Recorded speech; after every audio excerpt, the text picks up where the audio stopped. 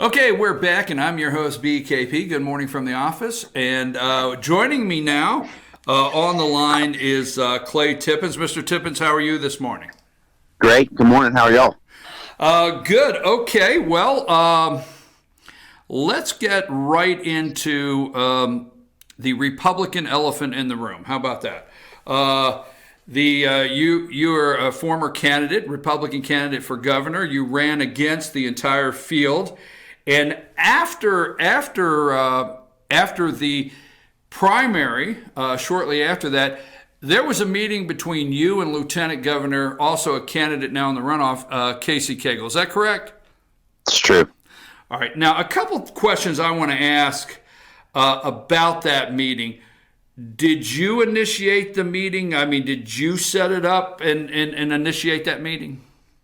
No, he called me the night of the primary and reached out. And we wanted to get together and talk about me endorsing him. So, which is, it's pretty standard stuff, right? The guys that win, that's the guys that lose to endorse him. So, all right. So, but he reached out, wanted an endorsement, and that's understandable. But then after that, you guys set up a meeting, and did you go over? Did you guys meet? I read the accounts, but I want to get it back on the record with our interview. Did you go over to meet with him, or did he come over to meet with you at an office, or how did that take place? No, I went to his campaign headquarters. You went to his campaign headquarters. Okay. Now, when you went to his campaign headquarters, there's approximately a meeting of 90 minutes between the two of you. Is that what I understand that I've read? Yeah, it's hour and 15, hour and 20, something like that. Why did you feel, and this is redundant, but I want to look at it a couple different ways. Why did you feel it was important to record this conversation? You went to talk to him about endorsing him, is what he felt you guys were meeting about, correct? Yeah, that's right. And why did you feel it was important to record that conversation? Well, you got to go back to when I walked into that meeting knowing. Just sort of indulge me for a couple minutes, and then it's a fair question. Look, I'd heard all sorts of stuff in the 6 or 8 months I was running for office, and you hear stuff that's troubling. You ask people, that sounds wrong. Why don't you do something about it? And there's a lot of flavors of, well, too formidable, retribution, nothing to be done. It's just how it works. And every time I heard something like that, I thought to myself, folks got a responsibility to, if they see bad stuff, do something to stand up to it. And then one hit kind of close to home for me. So my uncle, Clay Tippins, is the chairman of the Senate Education Committee. And I'd heard secondhand or read or whatever last week of the legislative session that there's a bill that passed 35-1 on the Republican side. He was the lone dissenting vote, which is absurd and weird, right? You never hear about something that's 35-1 usually anyway. And certainly that the one dissenting vote would be the committee chairman who's responsible for pushing the bill that gets voted on out of his committee. So I called him and I said, what's going on with this? What happened? And he basically said, listen, Casey called me, sat me down. He said, Lindsay, because they've been friends for years, and they're very, very close allies. And he basically said, Lindsay, that bill that we think's awful that we kill every year. Lindsay said, yes. He said, well, you got to pass it. Lindsay said, why? And he said, well, because there's a $3 million, $3 million, I can't remember exact amount, but a multi-million-dollar super PAC contribution that the Walton Family Foundation is about to give to Hunter Hill. And if I push this bill through, I get it. So we're not having a conversation about whether this bill is going to go through, but just how and when. And Lindsay said, well, listen, I'll just resign. You do what you think you need to do. I'd rather be, shot for doing what's right than praised for doing what's wrong, but you can push it on through. I can't be part of it. And he said, no. Second thought, you just kind of hold your nose, push whatever you think is right through, and I'll go tell the Walton Family Foundation, quote unquote, they can F themselves their money. So Senate Committee Chairman pushes a bill out, and then there's an amendment prepared out of Casey's office. It's dropped directly on the floor, and that's what became the bill. And it took it way the other way. So, I knew of this and the inside story on it for no other reason than my uncle's committee chairman. So, that's wrong. It's dead wrong what happened. Let me ask you this. I don't want to interrupt you. I'm gonna give you all the time you want there. I hope you have some time this morning. But let me say this now: when you're saying that the bill, when Casey, what I've read the accounts are, when Casey Cagle, Lieutenant Governor, went to your uncle Lindsey Tippins, the chairman of the state Senate Education Committee, it said, "Give me a bill you can work with," and it wasn't till the end, like day 39, that your uncle found out that Casey Cagle's office had put this amendment in. Is that correct, what I've read? And it showed up on the floor? It caught your uncle off guard? I mean, that's what I'm reading. I don't want to paraphrase, but is that somewhat correct? It's totally correct. And just to give sort of a sense of how it unfolded, I think on the day before the session ended, he found out, to your point, someone called him and said, listen, and by the way, somewhere in here, I'm sure I'll miss a fact, okay? But this is all directionally correct.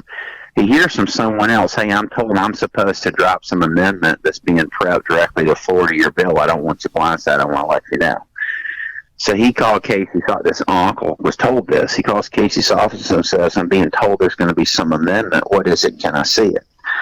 And he was told, no, you can't see it until all the, basically the charter school choice people are done basically approving of the amendment that's going to drop in all the red lines and everything. And he didn't even see it. It wasn't even sent to him until, I want to say, 10, 11 midnight the night before. So think about that for a second. Not only is he told, hey, push what is right through, then he's blindsided by this, cloak and dagger amendment that's prepared in the back room. Then he hears about it secondhand and asks to see if he can read it so he knows what's going to come through. And he's told, no, you can't see it. Never mind, you're the committee chairman. Because, the pork guys, they got to approve sign off on it first. What's that happen? All right, well, let's get back to the recording. You meet with him about 90 minutes. The impression under the guise of an endorsement, possible endorsement of the candidate, and you decided to record this unbeknownst to Mr. Cagle. And let's get back to that. So I've listened to that recording multiple times, read the transcript, and read multiple articles on this. I've already asked once, but why did you feel it was important to record that? Because you said it would turn into I think one of the articles said a he said, she said kind of thing if you did not record it and you came out and just reported what had happened. And then listening to it, why did you feel you needed to confront Casey Cagle that day? Well, clearly we know, the reason that people hate politicians and hate politics is there's a general awareness that this sort of thing goes on all the time. We know it happens. We'd like there to be less of it. The question gets to how. And this is a particularly egregious example. It's wrong. And so at the end of the day, there's a reason nothing ever gets done to address stuff like this, because you can't see it, understand it, and fix it.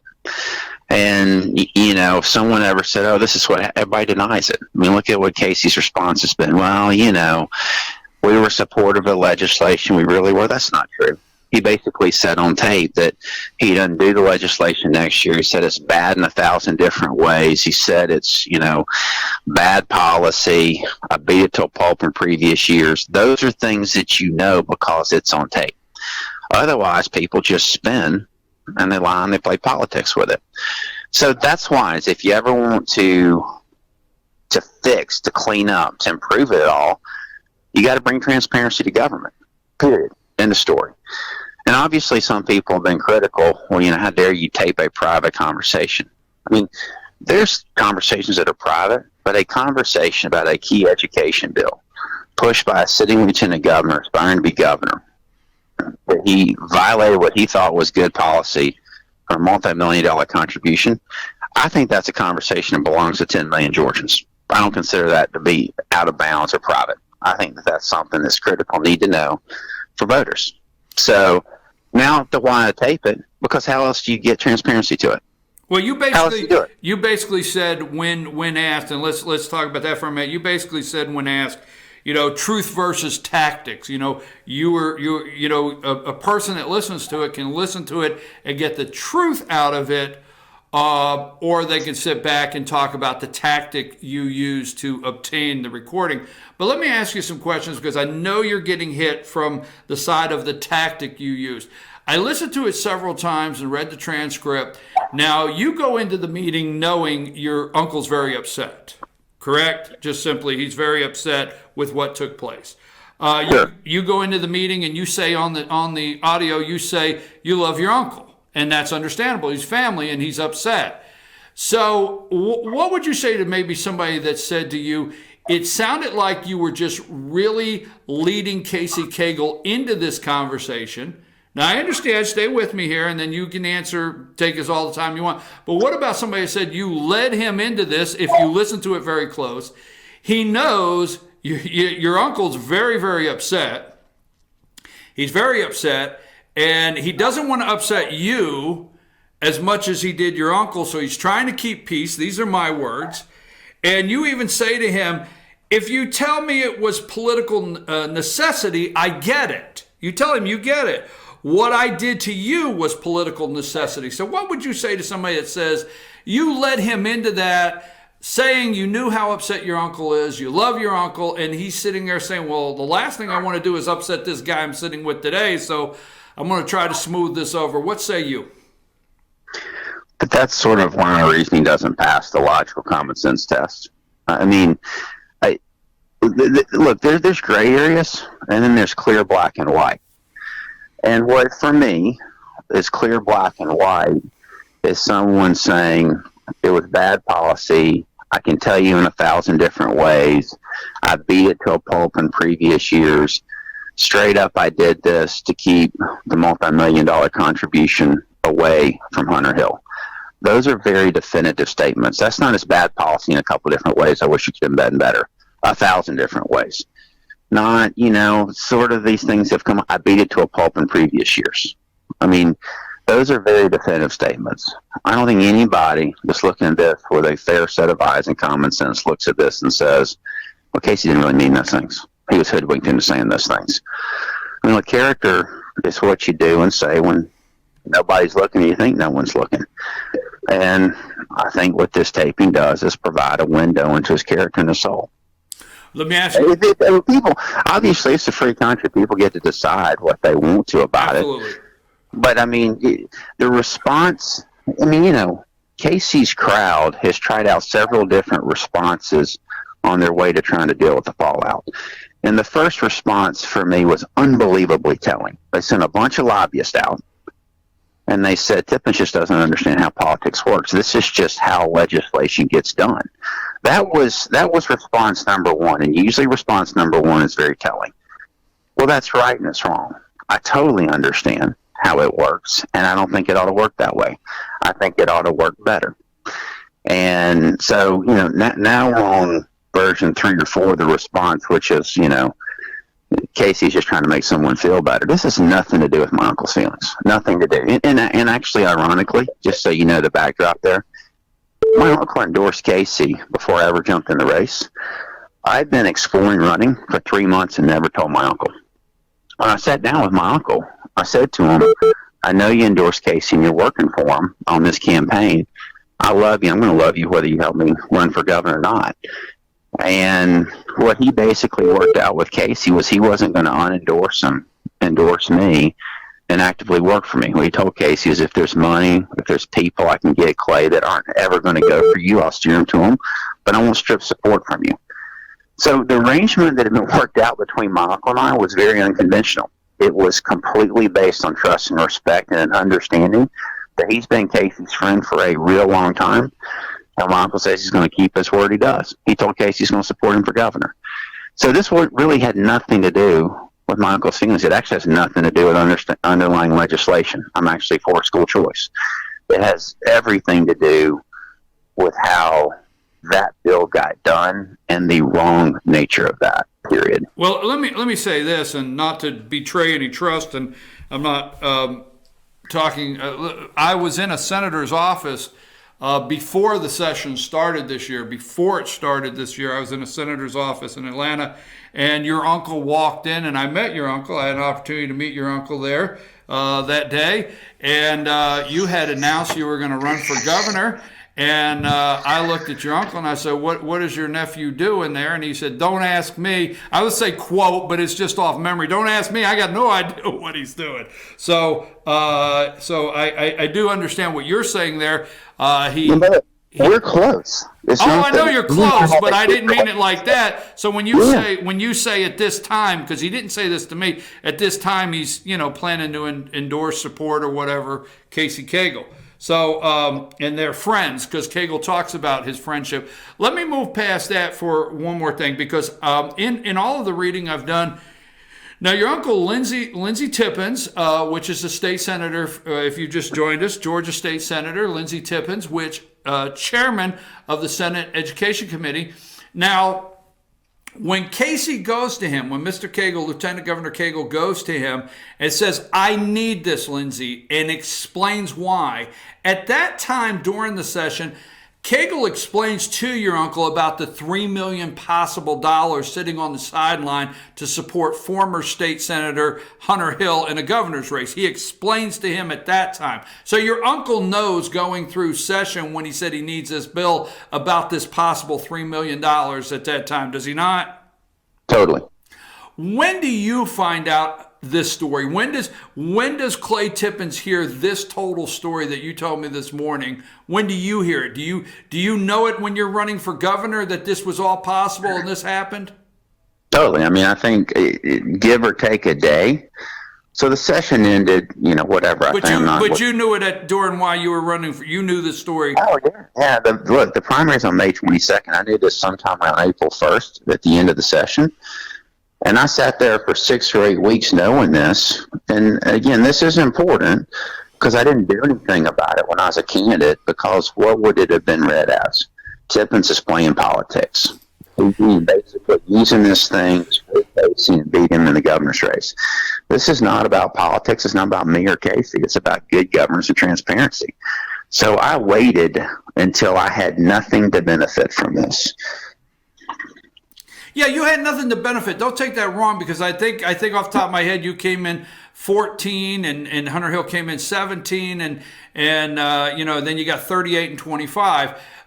So you ran a very good race and you did get 14%. But for 6 to 8 weeks, that you watch, and I'm just going to be candid, you watch the mailers that Casey Cagle, and you talk about looking into his character. You see the mailers going out 3 and 4 weeks before the election that's pounding Hunter Hill and just as hard as they can, and it's from the Cagle campaign wanting to run against Brian Kemp, but yet this story, and Hunter Hill's out of money, and there could have been, it's too late, they're not going to get the $3 million, but there could have been $3 million, but yet you set on that during the campaign. And when you say what good would it have done, or you would have been playing politics, maybe you could have brought it up in a debate in a public forum where Casey would have had to answer to it, and then it could have got looked at before the election. So I'm just saying there's a possibility that sitting on it, maybe you should have said something earlier. We could absolutely Monday morning quarterback anything, right? But I mean, let's look at this. This goes back to the nature taping. Let's play this out for a minute. I'm on the debate stage, and I basically accuse Casey of this. Where does that go? It goes nowhere. It goes nowhere because it goes nowhere unless you can prove something like this. I mean, so that's the dilemma here, is the reason that this sort of thing exists and that Casey so brazenly bragged about it is because it's an operating model that's common, and there's no way to prove and bring transparency to it. So even if I had believed that bringing it up while I was a candidate was the right thing to do, which I didn't, it would have gone nowhere, because these things go nowhere unless you can bring transparency to it. And the only way I could think of to do that was to tape the conversation and just ask Casey simply, if you want my endorsement, I'm giving you my reputation, I'm going to ask you about 3 or 4 things, and I want to know what really happened. What's your side of that story? So I don't think it goes anywhere unless there's a tape. I don't think it goes anywhere, if I bring it up in a debate and I can't prove it. Let me ask you this: the tape is 7 minutes. I've listened to the tape, and it's basically what has been released is 7 minutes. One, you had a 90-minute meeting. Two, did you record the entire 90 minutes? And if so, what is on the other 83 minutes of the conversation that we don't know about between you and Casey Cagle? That's a lot of conversation. That's a lot of conversation. I did. I recorded the entire thing. And look, the thing that I feel most passionate about, one of the reasons I ran for governor, is transparency and good government. I mean, there's a reason I've said it 7 times or whatever this morning. And so, what I chose to sort of bring out and drive the folks with the conversation on is that. But yeah, there's other things on the tape, things that, there's other things on the tape for sure. Are there other things we haven't heard yet? I mean, I will say this in 7 minutes, and I'm being redundant. I've listened to it multiple times.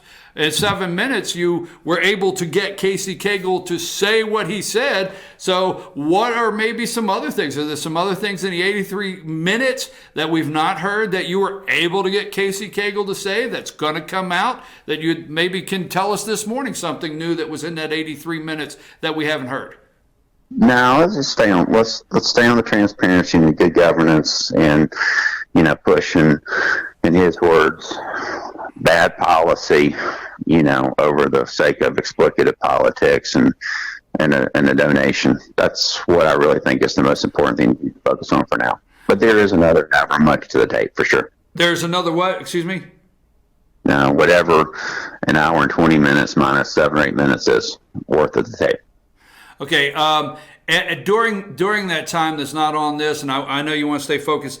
Did he ask you to stand on stage and endorse him? Did he want to talk to you about your donor list? Did he ask you at any time to introduce him to some of your donors? You had some pretty big donors, and you have access to some big donors. Was that discussed in the 83 minutes? I understand you just told me to stay focused, but that's hard for me.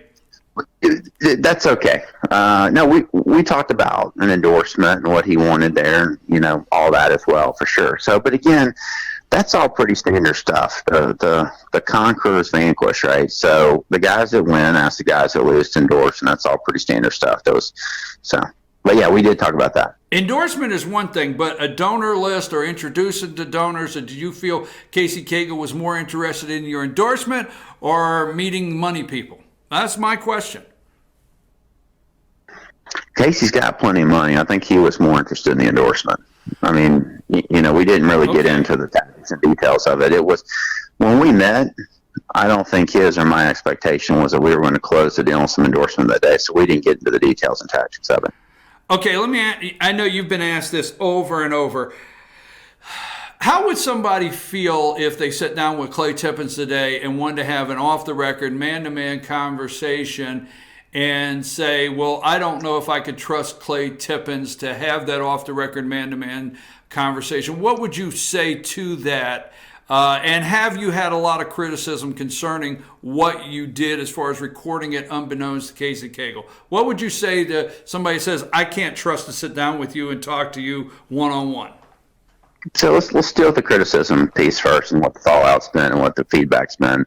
And let's get to how I deal with that question. I expected fallout from this. Let's just stop and pause for a minute and think about what I did. He's the lieutenant governor of Georgia. He might end up being the governor. Obviously, I don't want that to be the case. So to do this, I'm making a decision that I could invite, pressure, bad things upon my family. So I didn't take this decision lightly. I expected sort of 1-to-1, one attaboy for one, I can't believe you did that. It's been more like 15 or 20-to-1 positive. There's been a tremendous and encouraging amount of finally someone did something about this. Everyone has known this sort of thing happens forever. We all hate it. We wonder why it can't be better. And you finally did something. Someone finally took a stand and did something hard. So that's been in general the feedback. So now let's talk about what the 1 out of 20 sounds like. It's 2 or 3 different things. Amongst some dear friends of mine, it's sort of, look, you did this, and if he wins, you're in his sights. And if he comes after you, he can come after us as your friends that support you in the campaign. sort of a fear of retribution type thing. There's been a lot of lobbyists that are critical.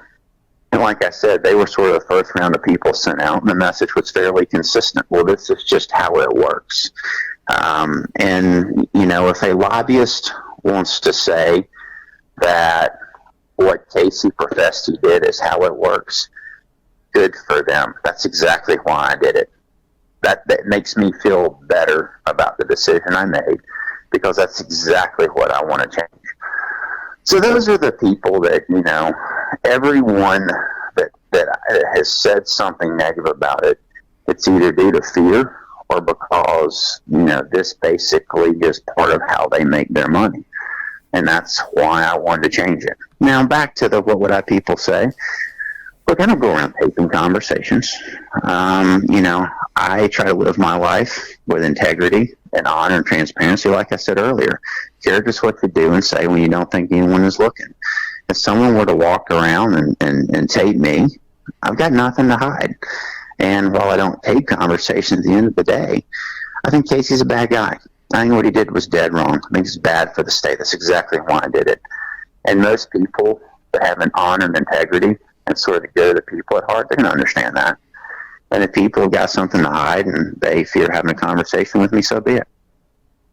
Well, you know, I can see that because, you know, I watched all your debates and we met several times, and I attended a couple and watched all the debates and read the articles during the primary.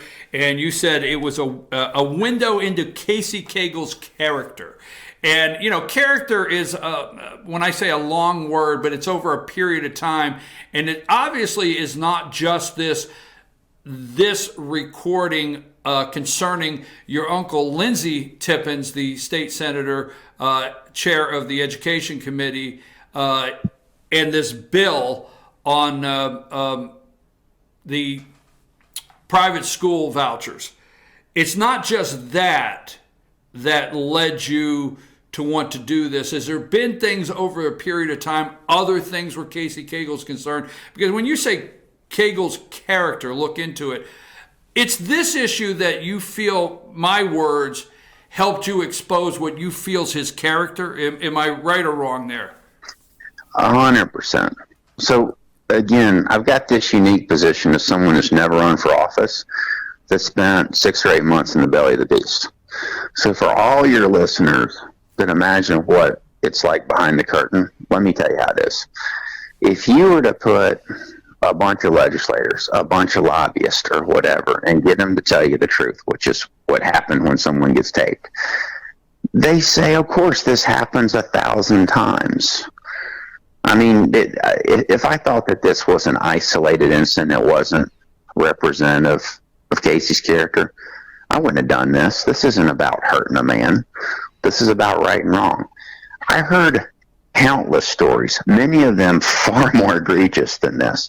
This just happens to be the one that I had a chance to bring transparency to and prove because, as chance would have it, my uncle's a Senate Education Committee, and I was going to end up in a private room conversation with Casey Cagle. That's what makes this unique.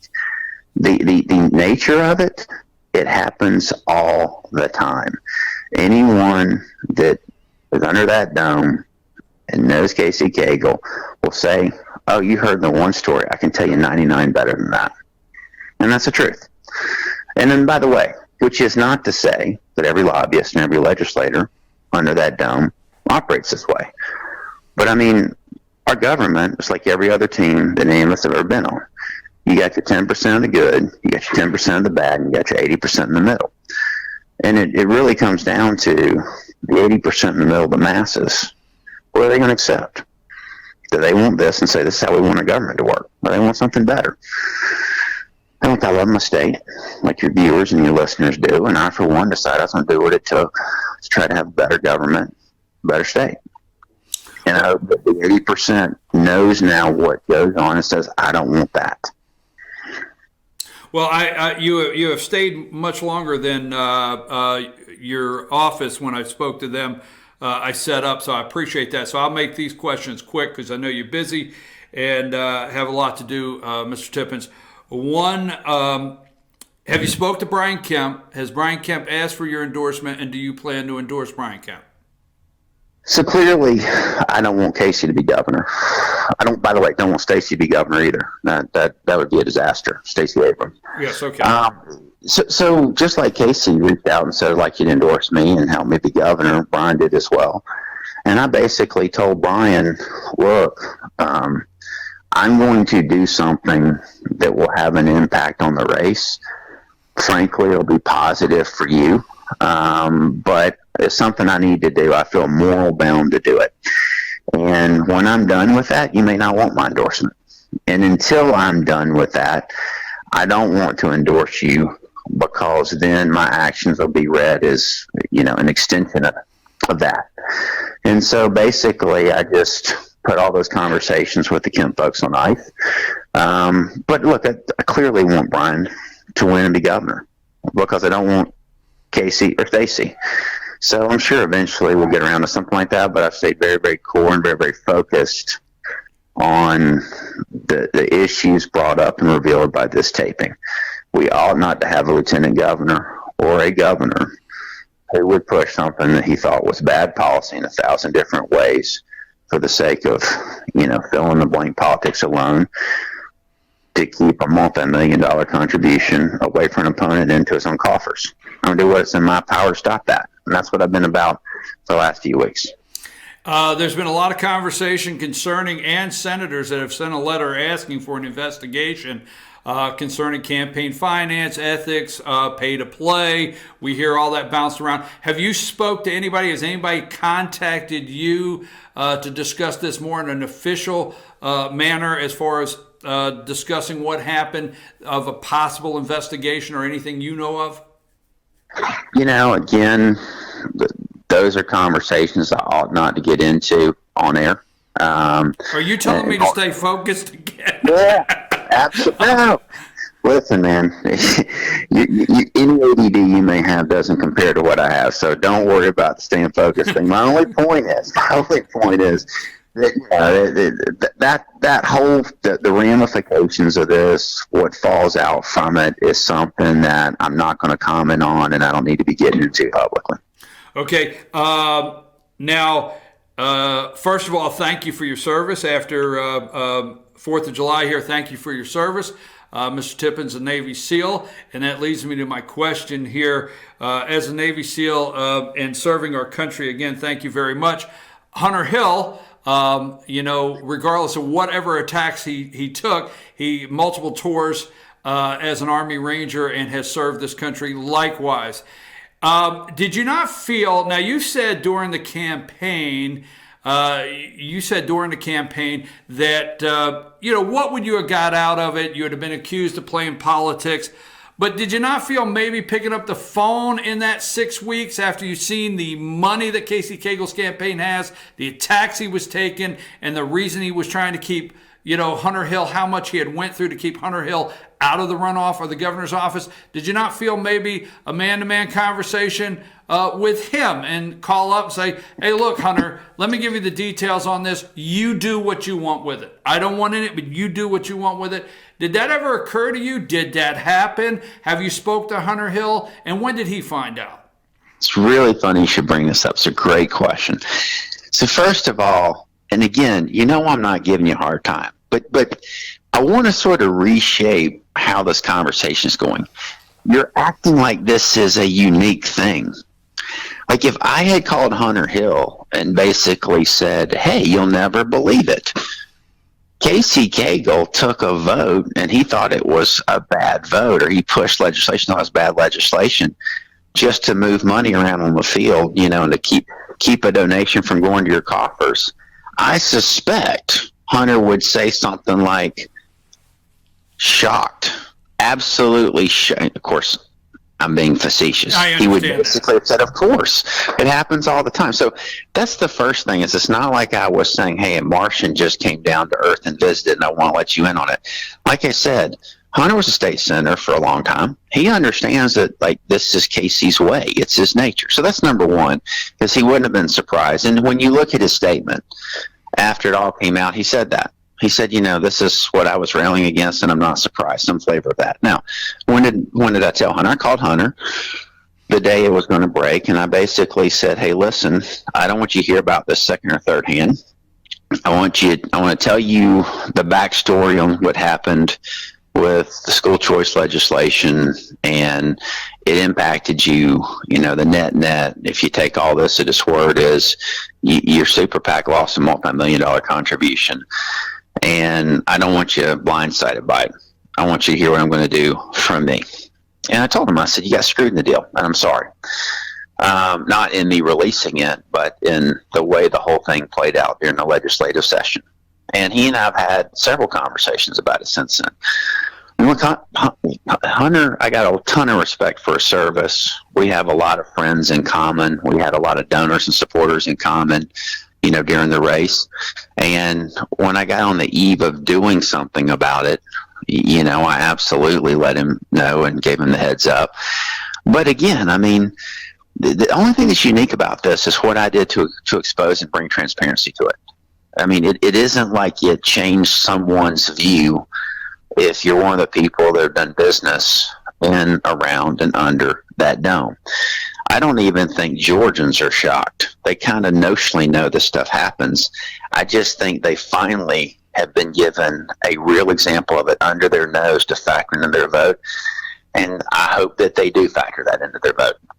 That's what's unique about this, is the taping brought transparency.